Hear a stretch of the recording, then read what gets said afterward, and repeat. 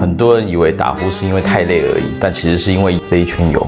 你的衬衫领口是不是也一样越来越紧，扣不起来了呢？虽然我也是壮壮的，但是我告诉你，脖子变粗也是睡眠呼吸综合症的严重警讯。当脂肪堆积在脖子，有可能会压迫到你的呼吸道，让你的呼吸不顺畅。牙科拍摄的侧颅 X 光会看得很清楚。正常的呼吸道应该像高速公路一样畅通，如果是睡眠呼吸中止症的，它就像防火巷一样狭窄，它会突然这样缩起来。所以大家可以自我检测一下，颈围超过40公分就是高危险区。解决方法有2个啊，第一个呢就是减肥。